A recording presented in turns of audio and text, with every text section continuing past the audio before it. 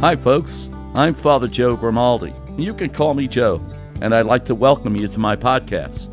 But now, here's our host and friend, Ken Calvert. Hi, everybody. I'm Ken Calvert alongside my dear friend, Father Joe Grimaldi, and welcome to the Father Joe Grimaldi podcast. Stay home, stay safe, stay healthy. The spread of the COVID-19 coronavirus has changed our lives in a way we could have never expected, and we pray for a cure. Our dear friends at Starlink want to first and most importantly thank our incredible frontliners. Thank you. Thank you, first responders. At Starlink, the safety and the health of our customers and staff are our top priority. Now, in accordance with Governor Whitmer's executive order, Starlink and sales departments are now closed. Our service department and body shop remain open, but only between 8 a.m. and 4 p.m., Monday through Friday, to serve your essential needs. Please call 888-356-1278.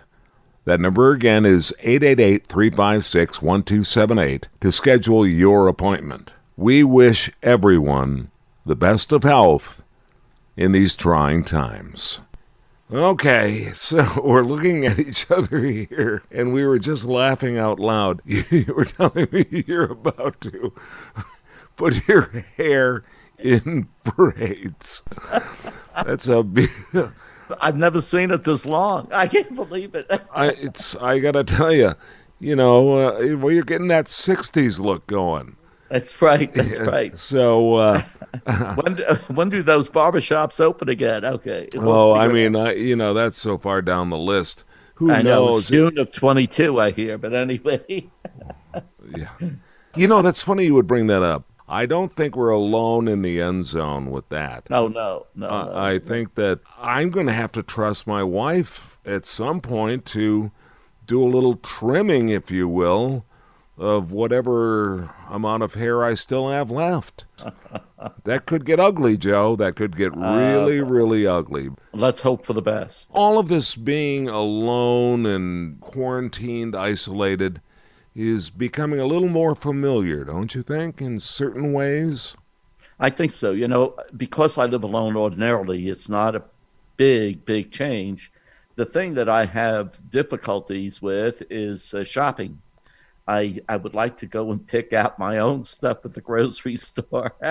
Now, so many people have generously asked if they could shop for me, but it's not the same thing, you know what I mean? And so they're very kind and generous, they do that, but I would venture out to go to the grocery store and get what I want. That would be the only thing. The other thing, people are so generous that they would like to pay for it, and my reaction is this: I have a difficult time with that because, well, if they want to pay for it, that means I have a hard time asking them to do this a second time, if you know what I mean. Of course. Because they're going to be thinking that I'm looking for a freebie. And I know they're trying to be generous, especially during these festive days of Easter, because the octave is going on.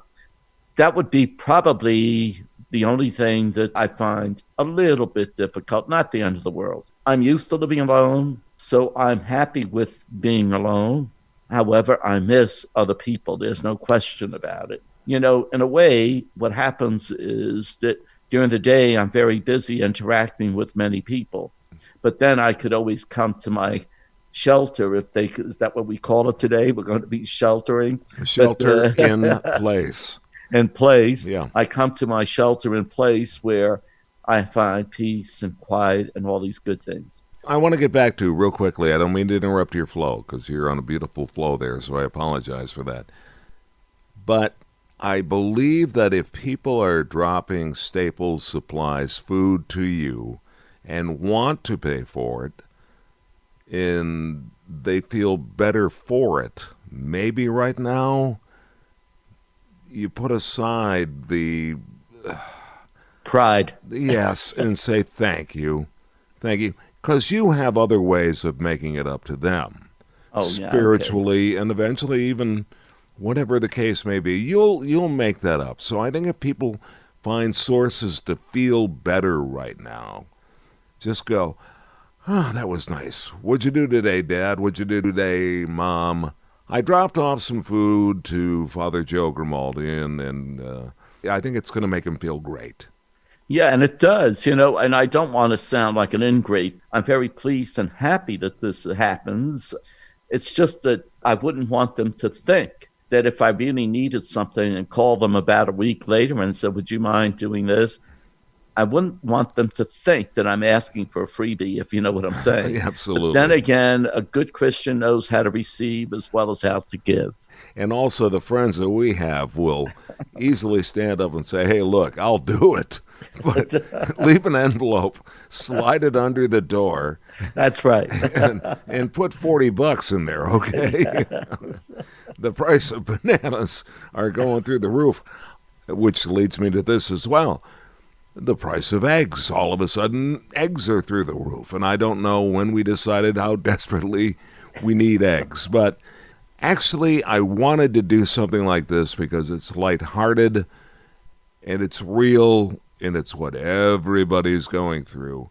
And I think it's really important to sort of like focus the lens in a more optimistic, this is the way it is, sort of a lens. I agree with you. I think it is, in order, I think, to keep the mental health at a good level, I think it's important that we look at it as, okay, let's make lemonade. You know what I mean? That Right. attitude. Yeah. So I know for a fact a lot of my friends are becoming very creative in doing recipes that they never heard of before. Yeah. They find something in the paper or something like that and they try it out. A lot of people are going back to doing crossword puzzles. They're doing all sorts of things that have been put aside for years, but all of a sudden, what else is there to do? Right? And also, there's a difficult situation when you have 2 or 3 or 4 living in a household, because after all, with time, people need their space. Huh? And no matter how much they love each other, there's a certain amount of space that we all need. And so we have people getting angry with each other for very little reason. And I think this, because of this forced, as you put it, shelter in place, that causes their minds to go an evil way, if you want. Maybe the word evil is too strong, but it causes people to not be patient with others. Yeah, I see that, and you're starting to hear that more and more from the news anchors that are doing their programs from home. Starting to hear more and more in the background. It used to be cute to hear the kids sort of making noise and what's going on. Now you're starting to actually pick up some of that background noise of kids crying, kids being argumentative with each other, and that's natural, by the way. That's natural. But that kind of leads me to a topic that we can do shortly here. How do you explain, let's say you're a millennial, let's say you're between 26 and 40 years of age, and you've got young children. How do you explain to them that they can't go out on that bicycle they got for Christmas? How do you explain why they're not in school, why they're not doing what used to be so normal for a kid? And you don't want this to be a lasting memory, but it's going to be. Tough time to be a parent. I think it is, but by the same token, it brings out the creativity in parents to try to assuage the children to put up with the present situation, because there's no question. Parents have to become creative, especially with little ones, whether it be developing your skills in art, whether it be playing some family games or whatever the case might be. There are ways, I think, that creative parents find to assuage the children, to give them things to do. That's what they need, basically. It's a matter of not always watching TV, so doing other things with them. Now, this also takes a lot of energy. It takes a lot of patience on the part of the parents to try to come up with all of these creative things to keep the children entertained. But then again, this is the situation we find ourselves in, And as I said earlier, we have to make lemonade. Yeah. We can't just deal with the lemons all the time. That's right. You know, another demographic that I worry about, and my wife and I never had children, so I can't talk to it. You have never had children, obviously, but you can talk to it. I remember being 16, 17, 18, you know, and let's face it. Your endorphins, everything's just rushing. You wanted to date a girl. You wanted to be with kids. It was normal to want to be with kids, but that's a different area altogether. Boyfriend, girlfriend. I can't see my girlfriend. That's got to be really tough. I can't go to my high school basketball game, my high school football game. I can't go to cheerleading practice. I can't play soccer, can't play lacrosse. I can't do any of this stuff. In fact, I'm not even supposed to be in contact with these guys unless they're in my neighborhood and we can go in a social distancing, safe distancing walk. It's got to be really tough on kids like now, because I know as a kid in high school, I would say, why me? Why me? I mean, this isn't fair. They have to especially get that feeling that this period of their lives right now isn't fair. I agree with you. I think one of the things that comes to my mind, here we are at a time when we were maligning the effects of technology. And all of a sudden, we have all these possibilities open to us where people can actually, like we're doing today, I could see you, Ken. We could talk. I could see expressions on your face. You see my expressions. Sometimes you like them, sometimes you don't. I think it's more often I do, by the way, just for the sake of those. But anyway, that not on Zoom. Yeah. But I think the young people who can handle these technological devices so easily are blessed to have them available now.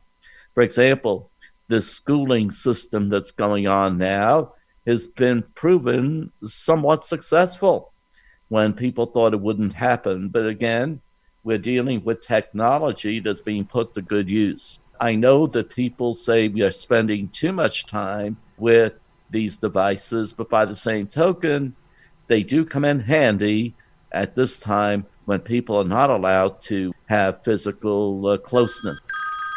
Turned them all off but that one. So those are the technological devices. I'm going to leave that in the podcast because you're absolutely, you know what? They put the period on your point. So that's a beautiful way of wrapping up that particular paragraph. I feel bad for the kids that are 16, 17, 18. I feel especially bad for the kids that will not get to walk. I feel bad for the kids that have college pending as freshmen. I feel bad for the kids who have missed their junior prom, their senior prom. There were so many exciting events that we recall now. Those were the highlights. Those were the best times of my life. You know, songs have been written about that.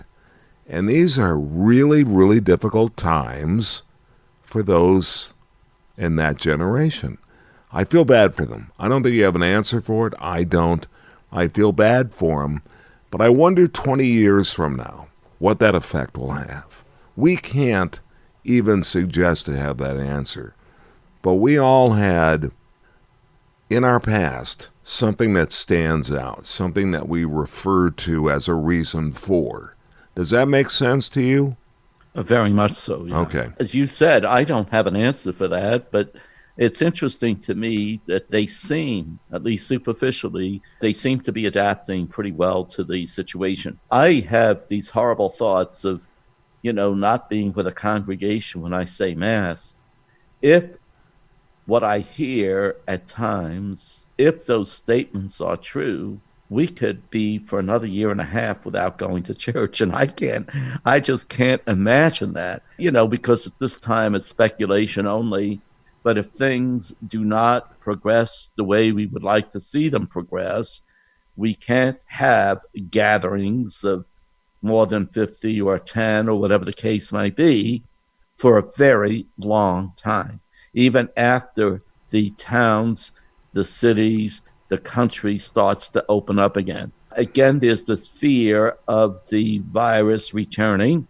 And so they're going to take whatever precautions, when I say they, the powers that be, are going to take seriously the precautions that we have already begun, which means there'll be an extended time of sheltering in place. I have faith. I have faith that it will look differently than it ever has before. My point is simply this. I have faith in science. I have faith in God. And I have faith that we will, sooner than later, find a vaccine, some sort of a wall that will push back on this virus and will allow us to, even as you said, only say Mass in front of 50 people. Perhaps it's people that say, I'll stay home this week, you go. You know what I mean? Even if it's that sort of success down the road, I'll take it. Yeah, I think we have to be satisfied with whatever we have that fulfills the hopes that we have in our minds. However, the thing is, people are trying to be realistic, and even with the inventions that come about, and they will come about, there's no question, it's a different normal than we're used to. And it's going to require probably keeping in mind distancing, physical distancing, keeping in mind numbers are not going to be as great as we used to have for congregating. It's going to be different than what we're used to. And I think that's what we'll have to get used to. A final thought on that. I think that we will get used to seeing people in church with masks. I absolutely believe that we are going to take on that Asian frame of mind that I'm not taking any chances on a subway. I'm not taking any chances in an Uber. I'm not taking any chances, period. We will roll with masks and gloves, and we may have to cycle through that and out of it, but I believe that'll be the new norm. But I want that to be the new norm because I do think that we are social animals and we're going to have to get back out. We have to.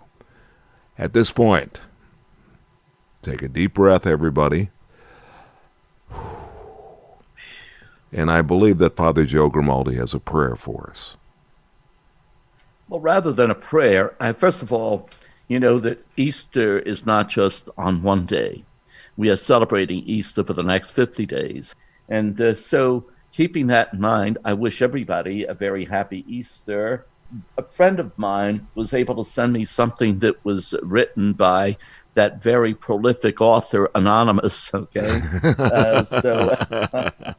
It's something that makes us realize that we are very blessed despite what we are experiencing at the present time.